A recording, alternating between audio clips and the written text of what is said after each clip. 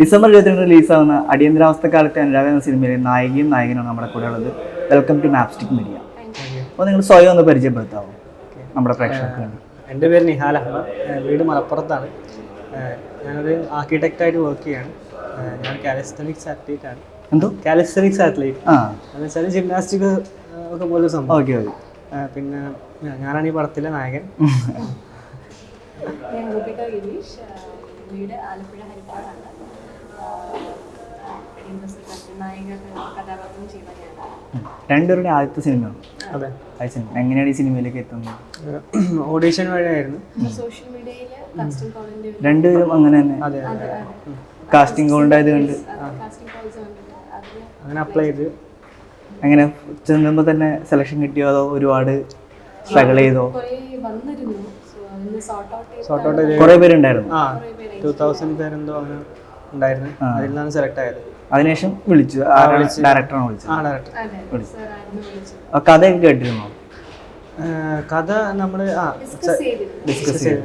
അപ്പോൾ എന്താണ് തോന്നിയത് കഥ കേട്ടപ്പോൾ? ഫസ്റ്റ് സിനിമയാണല്ലോ, അപ്പോൾ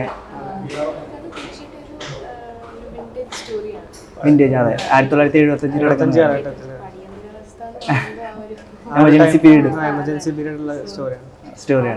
സോഷ്യൽ ആയിട്ടുള്ള നാട്ടുകാരുടെ പ്രശ്നവും വീട്ടുകാരുടെ പ്രശ്നവും അതിനിടയിൽ അനുരാഗം വരുന്നു. അതെ. നിങ്ങളെങ്ങനെ ന്യൂ ജനറേഷൻ ആ ഒരു ഫീലുള്ളവരാണോ അതോ പഴയ കാലത്തെ ആ ഒരു നാടൻ എങ്ങനെയാണ് നിങ്ങൾ? ന്യൂജൻ ഒബ്വിയസ്ലി ആണല്ലോ, കാരണം ന്യൂജനാണ്. അപ്പൊ ആ ഒരു കാലഘട്ടം അഭിനയിച്ച് ഫലിപ്പിക്കാനായിട്ട് എങ്ങനെയുണ്ടായിരുന്നു? അതിപ്പോ ഇതിലുള്ള ക്രൂ മെമ്പേഴ്സ് എല്ലാവരും കുറച്ച് ഓൾഡ് ആയിരുന്നു. അപ്പൊ അവരെ വഴിയാണ് ഞങ്ങൾ മീൻസ് അവരെ ഗൈഡൻസ് ഉണ്ടായിരുന്നു. ഈസി ആയിരുന്നു അതൊരു ചെയ്യാനൊക്കെ ആയിട്ട്?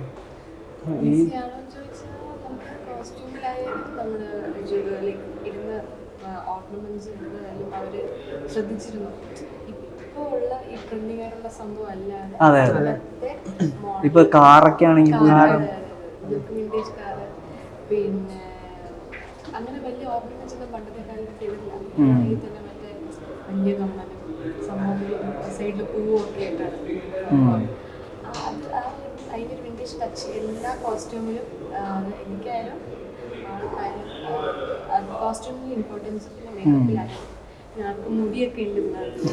അത് ഞാൻ ചോദിക്കണം, മുടി ഇത് സിനിമയ്ക്ക് വേണ്ടി വളർത്തിയതാണോ? അല്ല, ഞാൻ ഓൾറെഡി മുടി ഉണ്ടായിരുന്നു എനിക്ക് ആ ടൈമിൽ. അപ്പോഴാണ് ഈ ഓഡീഷൻ ഉണ്ടാവുന്നത്.